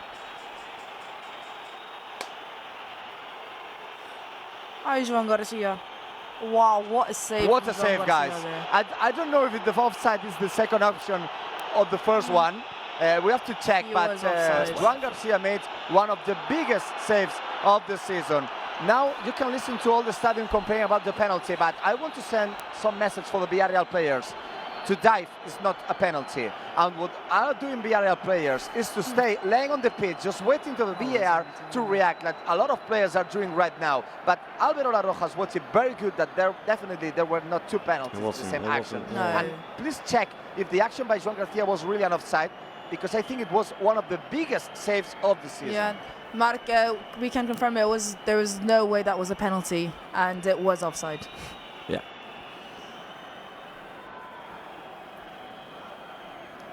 I think we need to give Joan Garcia that save. By the way, look at the chat. Outstanding. Look at the Joan Garcia emojis in the chat. Outstanding save by Joan Garcia. I think, luckily for us, he's not been able to really have to implement himself in this match that much. Even playing out the back, we've not been playing from the back as much. He's not been able to get outside the box, to be able to interfere with any high, early long crosses for Villarreal attackers. So, but he's come out with some key saves. We have the Alejandro Valde bad pass back. We have this opportunity. We've had so many chances to see Joan Garcia really shine in those key moments, even though he's not had many. He's been brilliant today, I think. God, it's been so curtain we barely had any time to pause. This is a question I wanted to ask today, though. It's being posted in your live chat now, guys, for you to answer, so please answer it. What was your favourite Barca moment in this 2025? Oh, Pablo, getting deep, getting sentimental. The last game of the year, of course, that was a nice one. We can think about some of our favourite moments. I'll ask you, Alex. I'll ask Mark, of course. Yeah, I think I have mine. I think I have a few of mine. Yeah, I think definitely. Mine is, I want to see what the chat says as well. So let us know, guys. Let us know. What was your favourite Barca moment this calendar year? For me, Alex, it's the Koundé goal against Madrid in the cup final. Yeah, I was going to say the cup final is definitely there. I think our Champions League comebacks, looking at... I know the Inter game had a really bad end result. Yeah. But that was probably one of the most... That was probably one of the most emotional games that I've experienced, really. Yeah. And you look at the Benfica match as well with the Raphinha goal. you have the El Clásico in Bernabeu was also a great good day as well. Yeah, the 4 Clásicos were great. Yeah. So no, I think there's plenty. Those are the ones that really pop to my mind. There's probably many more because my memory isn't the greatest. I'm probably missing, but those are the ones that really popped to my head when you asked me that question. Here's Bernal. We'll go to Marc Brown for his in a moment. Let us know in the chat, people, your favourite moment for Barca in 2025. Bernal got away with that one. The pass goes through to Balde. Marc, I'll ask you the question. Some of your favourite Barca moments in 2025. It's been a great year. Yeah, many things to choose, but definitely for me it has to be the goal scored by Koundé at the final of the Copa del Rey. Of course, for sure, we prefer to win the league. Of course, Supercopa was a great one, but that moment at the at the extra time, with 2-2, winning a final to Real Madrid with the latest goal, just give them the medicine that they always gave to all the teams. I think it has to be maybe the best moment. And for sure also, if I have to choose not only a goal, but a moment, they have to be the 20 minutes that we lived against Real Madrid in the comeback in Montjuic last season, because I cannot remember 20 minutes with more superiority and more attempts and more domination to Real Madrid in history, I can say. That 20 minutes where Barca scored 4 goals that time. Yeah. Unbelievable. We've got Pelita Malita says the return to the Spotify Camp Nou. Eli Mirdays says I'd say the same thing. The Koundé goal, Buchanan's going to be booked here, by the way. Cynical foul on Rashford. Yeah, Rashford was away in a lot of space there with the really key attack. Right forward, yellow card to Buchanan there. You can tell he's probably not a natural defender. When you're going up against the likes of Marcus Rashford, Marcus likes to bait you and then take a touch into space because he's going to outrun you. And I think when you look at people that aren't natural defenders are going to get carried away by that quite easily, as we saw there by Buchanan. Feels pretty calm now, doesn't it, Alex? I'd say. We've done what we needed to do. Yeah. Villarreal have really, I think that for them was really a big blow mentally. They were really exposing themselves to attack. Yeah, I think that second goal for them was a blow, because when you have, you're 1-0, you need one opportunity to give it 1-1. You save a point. But 2-0 down, being a man down, the way that this game has been going on, I think for them, I think they know it's almost impossible to get back into this. Yeah. We did say, didn't we? Just getting that second goal would really kill this game off, really. It feels like that's been the case. Here comes Lamine. Look at the space for Marc Bernal. Leaves it all the way to Raphinha. Oh, he certainly caught it sweetly, but he drags it wide of the far post. It was really good for Marc Bernal. I really like Marc Bernal. Yeah? About Joan Garcia's save, I watched the replay and definitely I think it was an offside. So that save won't count. But I think I have a question for you. Which do you prefer? That one, if it would count, or the one that he did against Alaves? I think it's not easy, because against Alaves it was quite good because he was laying on the pitch and he jumped from the pitch. But this one, it reminds me of very good actions by the former Barca goalkeeper Victor Valdés. For sure you remember it. How big he became that action, Joan Garcia. So this is a question. No, it was brilliant. For sure it wouldn't count, but if it would count, which do you prefer? I really like this one, to be honest. It was such a scrappy moment that for him to keep that composure and to bring out Billy, he just made himself so big. Hit him in the forearm. I think it was so scrappy that he had no right to be that calm and present to be able to pull that off. He just appeared out of nowhere. It was like it looked like a tap. And it was a close range shot. Like, it's not like he had time to react to that. That ball was ready to go in. I think probably 90% of the time the attacker is going to get the advantage of that ball. And when you're in a game, those probabilities are quite high. But Joan Garcia literally stopped that. And that's what you need from a keeper, to make those saves in key moments. And right now, to pull off that save was just outstanding. Yeah, it certainly was. Alex, I seem to get reminded every week, really, but what a goalkeeper we've signed, by the way. Yeah, no. I think the fans will feel the same, but what a brilliant signing by by the sporting director, of course, Deco, and by the staff of Barca. I mean, this guy looks like the real deal to me. He really does. He looks like a top goalkeeper. He's making some saves that, like you were saying, that one there, the Alaves one might even be, for me, even better. I mean, he's making saves that don't look easy. He's given a security to this team that I'm not sure we had before. He's a brilliant young goalkeeper. Yeah, no, I think I respect really the confidence. When you know, he came from a side that was going to relegation. He's coming from a side that isn't necessarily as confident playing. Look at Villarreal, Villarreal. watch out here. They're in here, Villarreal, and there he is again, Garcia. right on cue, and he does it again. Joan Garcia, unbelievable. And we survive again. I mean, right on cue, people. Joan Garcia, nothing is going through him right now. That is outstanding. Keeping us in the game once again. Villarreal just aren't able to score because we have Joan Garcia in our goal. Look at that. Brilliant save there. Super. Just coming out, just covering, Second one makes himself big too. Mikael Tadze, back him to score from there. It's a brilliant save. Yeah, outstanding. And Villarreal just have a corner kick here. Jules Koundé is down. I don't know why. Koundé's injured. Yeah. Problems for Koundé, Koundé's down. Yeah, he's taking off his headband, so I think definitely I think he couldn't continue. Ankle? Remember that Barca has one more window to make the subs and 2 more subs to come. Okay. So we have one window with 2 more players to put in. Is there a player warming up? They are just checking how Jules Koundé is right now. Yeah, for the moment I think he will be. There's one player going. It's Marc Casado. Who remember he played as a right back in the game against Guadalajara. But remember that it definitely will be the last subs, because remember that that Rashford and Levy came in, also Mar Bernal, so yeah, and definitely it will be the subs, Koundé will be sub, Casado. So he left the pitch and Marc Casado will come in a while. So for now then it's 10v10 for the next minute or so, as the corner is going to be delivered here by Villarreal. This would certainly be a good time not to concede for Barca. It's been flicked away and Rashford can come clear. That's not really great news for Barca. We're very light on defenders right now, with Araujo out, Christensen out, of course, as Mark explained to us in the preview. Barca coming forward again though here with Raphinha. Lightning quick counter-attack. Doesn't fall to Lamine. That would have been such a good team goal. Yeah, no, that would have been such a brilliant team goal there from us. Here comes Lamine Yamal instead, corner. Corner kick. That was a brilliant counter-attack from us. Yeah, Jules Koundé is off. He's walking, so nothing to be feared in terms of a very, very bad injury. I think, I think he's grateful that we have a break. It is, But, now it's time for players to recover well. They're still going to do recoveries and training. Him. Yeah.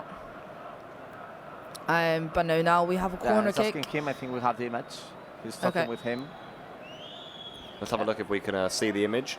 And then, of course, it's the last subs for Barca. Yeah. And remember for sure that we are 2-0, that Villarreal is with 10 men, but how good attempts had Villarreal, and how good is Joan Garcia? Oh, look at this. Oh, dear. Rashford there. Yeah. Picked up from a clever corner, right, and nearly got it in. Yeah, no, it is. It is impressive from Villarreal. It doesn't necessarily seem like they're a man down. They have gotten a bit more conservative on their attacks, but they have been attacking. They've forced 4 saves out of Joan Garcia. Yeah. Out of the nothing. So, it is. Kudos to Villarreal in the way that they've been playing the second half, because it's not easy to mentally go a man down in a game like this. But they've been able to actually get it along quite well. Yeah, they certainly have. They've still maintained a threat going forward of the yellow summary. And there's the Rashford's ball to the back post, flicked on by Kovacic. It's easy for Luis Junior though. Yeah. I think we are very, very lucky that the first half went the way it went. Villarreal weren't able to capitalise on any other chances. We were able to control the game from the end of the first half into the second half. So I think that went to our advantage. Maybe if Villarreal were a goal up, or if we were tied in at half time, maybe that would have given them a lot more energy and gasoline to been able to go into the second half with a very, very different mentality and intention. But for them, I think the second half was always about controlling as much as they can from their sides, doing what they can to the attack, and they have done it. They've not done it. The only thing they haven't done is scored. So kudos to them, but I think also credit to us, merit to us, because we've played an outstanding match tonight. We certainly have. We knew this was going to be one of the toughest games, and Barca so far passing the test. What I will say as well, guys, for now we're on for a clean sheet too. Yeah. Which would be big. Don't jinx it yet, Pablo. Yeah, don't jinx it yet. When was the last time we had a clean sheet? Mark? We were in the cup midweek. It would be in the league. It would be the third consecutive. Remember, against Osasuna also. Against Osasuna last week. At the Spotify Camp Nou, it was 2-0 the score. That is true, yeah. So it would be the 7th clean sheet. It finally is that, ask me. And potentially, Mark, potentially 3 2-0 wins in a row if this stays the same. Mm-hmm. Yeah, for sure. And I think that the most important is that how good was Hansi Flick in the reaction after Stamford Bridge game. Remember that day? He said, we lost the game 4-0, but I see that the team training very well, in the right way, and from that way, from today, 7 wins. If it's confirmed this win here to end 2025, and with the 3 points, of course we will have time to talk about it. But if Barca wins this game, definitely we will be, as I don't know, Pablo, you said this in English, but winter champions. Remember that we say campeón de invierno in Spanish. We say winter champions when you end at the first spot, at the first leg of the league, for example. And after that game, Barca will remain only 3 points to, and Madrid 3 points to play. And if Barca wins today, Barca will have 4 points ahead of Real Madrid. So, new expression, if you are learning Spanish, campeón de invierno, winter champions, if Barca wins today. Of course, not a trophy, but it's good. Yep, top at Christmas is often a landmark for teams, certainly in the Premier League, who are looking to go on and win the title. If you top at Christmas, you often win the whole thing, as history stands. And Barca, well, they weren't top at Christmas last time around. We were quite far off. I mean, we all remember this time last year, that game at home to Atleti at Montjuic. We were excellent and got beaten. So what I will say is that even if Barca have 4 points clear today, nothing's decided. There's a lot of seasons to go. We've got tough games coming up, of course, in the new year. Espanyol away is the first one in the league. And in the Spanish Super Cup, it's going to be a hectic January with Champions League and Cup games in there too. Yeah. We'll be competing across 4 competitions, so a lot of football to be played, but certainly, as Malik says, the team have bounced back really well from that defeat to Chelsea. Yeah, no, it's been, I think it's been a really, really good first half of the season. Considering that the amount of injuries that we've had, it's never an excuse, but we've had key injuries to key players, and it's not been easy. Hansi Flick has been able to rotate a lot of the players. The younger players have stepped up, like Gerard Martin and Garcia as a centre-back pairing, like Eddie Garcia stepping into a brand new role, probably the 7th or 8th that he's had on the team so far. I think this first half of the season has been outstanding, and I think what's best from it is that there's still so much space to grow. There's still so many things that we need to correct. It's not been perfect, but we're 4 points clear at the top of the table. We're growing in confidence. Our players know exactly what to do, where to go. Raphinha is exploring a new role in the team. Lamine Yamal sometimes as well gets thrown out as number 10, so it is quite fun seeing how Hansi Flick is being creative. And we still have a lot of problems to fix and a lot of things that we need to be better at. So we've been doing good, and we can only get better from this. Yeah, just starting to tick along nicely, Barca, this season. It wasn't always looking like it was going to be the case, Alex. So if we remember the start of the season, it felt like even sometimes if we take 2 steps forward, we then take 1 back. And well, last games have been really good, haven't they? There's just looked more like Barca. I think it's obviously coincided with certain players returning from injury. Juan Garcia, Raphinha, Pedri, of course, when he's been fit, and that's a big part of it, but the football's been good. It has from Barca. Yeah, no, it's been really roller coaster probably start to the season, between us trying to find new ways. Teams really know how to get at us. Hansi Flick has been at the club for so long now that you do know how to break us down. You do know how to aggravate us. So it's about Hansi Flick and the players finding new and innovative ways to be able to continue to keep the advantage that we always got. And it's been up and downs, injuries, style play, the pressure, just some really low lows, I think, a lot of the time. And it's just, I think our mentality has been quite key. Yep. You look at the new players coming on, you have Rashford, you have Rooney Bardghji, that have made a really positive impact on the team so far. So Juan Garcia, obviously, right up there. The main man. Yeah, so it's been a lot to deal with, I think, this first half of the season, but we've done outstanding. Yeah, that's what champions do, isn't it? You can tell Barca, they're a team who've obviously won big things already under Hansi Flick, and you can see that running through the team now, can't you? And always helps you get yourself out of tricky positions. Well, watch out here, though, because Villarreal, well, I'll tell you what, that was definitely... be careful, Uri. It was offside. Are you anyway. fine? Offside. Yes. Because it was Villarreal player who was facing just in front of our camera, so I'm pretty worried about Uri's reaction, però et trobes bé, no, Oriol? Està tot bé? Perfect. La càmera està bé per fer les entrevistes, no? The camera is good for the interviews. It's good, it's good. Yeah, because you didn't see the action, but just that Villarreal player came in just in front of our camera, and I was suffering for the camera from Uriel physical statement, but for sure everything is fine. So we will have our camera ready to record and the camera ready to show you the reactions today. Quite interesting, the last ones of 2025. Grande Uri. There you go, Marca and Uri, the team there in Villarreal Stadium today. Of course, guys, after this one, after this one's up, we'll have all of the reactions and analysis. Don't go anywhere at full time, because we will, of course, have the interviews from the players and Hansi Flick after this one. As Mark said, the final ones of 2025 before a little break here on Barca Live. So make sure you tune in, people. Make sure you tune in. It's always good. Let's see what Hansi Flick has to say to sign off the year. In fact, we had a poll in the chat, guys, a few moments ago. We'll do our MVP votes at full time. Who was your MVP today? Raphinha, Lamine, or Joan Garcia, or other? We can hold our thoughts, but there's some good options today. Some good options. Yeah. Ignacio Pérez Martinez also joined the live members group, so thank you, my friend. We're taking them nicely here. Still over 3,000, nearly 500 of you watching us on here for the final game of 2025 for Barca. We're very nearly there, people. Oh, it's a hard one, isn't it? The man of the match today, yeah. Let's see who we all go for. I think I have my three ready. I'm not going to say it just yet. I think I have mine ready. I'll tell you what, and I've just got Mark Browell's votes have just come through to me too, so wait until the post-game to hear those. Don't say nothing. Secret. I have mine. I think it's going to be one of those that I think the three of us are going to have different answers. Yeah, okay, I agree. I think so. Oh, De Jong was fouled there. I mean, quite clearly. Navarro said nothing in it. There wasn't one. It's quite fun to see players do very blatant fouls and then complain that they're being called. I mean, he literally it's one of the great things about football, isn't it? Yeah. It's great. It's just like, I just elbowed you in the face. Yeah. I almost broke it, but it's all your fault, mate. Nothing in it, yeah. Oh, I love it.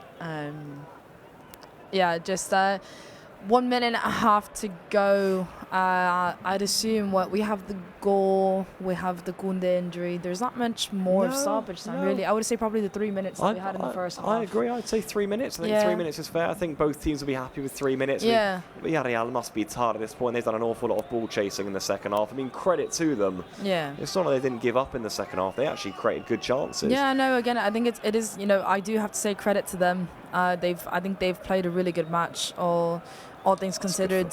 That's lovely football from Barca. Rashford's in. Could be 3. Off the line, calm on the goal line too. I don't know what he's doing, but fair play. Very cool indeed, almost, Cardona. No, Villarreal, I think, have suffered our own unable to score syndrome. They've had really good opportunities. That was interesting. No, they've had really clear opportunities, especially in the first half. They got 3-4 clear opportunities before we even got one in the first half, in the start of the first half. They had they hit the post with Pepe. It was offside. Well, we needed to really see that again. They had the clear opportunities. Watch out here. Corner kick. For a corner, yeah. But no, Villarreal have played a really good match. Even being a man down, you can't really notice it. It is true. They are exhausted. They're going to have a good night's sleep tonight. But it's because they're ball chasing. But I don't think it's because they're a man down. 4 minutes. I genuinely think of added time. Three Mark? 4 minutes to end the year.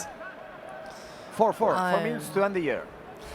So last 4 minutes in 2025. It's quite sad. It's been a good year. I know, it's been a very good year, hasn't it? On and off the pitch. Yeah. We need vacation as well as the players. Come on, Lamine, end the year on a high. Come on, Lamine. Have you got one more party trick in your hat? I listened to our editor. Saying to me, you have to be happy because you will be on holiday. Yeah, for a while. It will be a long time, but I will follow for you for sure, guys. Yeah, Mark, we can certainly discuss. I'm assuming that your quizzes are still going to haunt me, even though you're not here, Mark.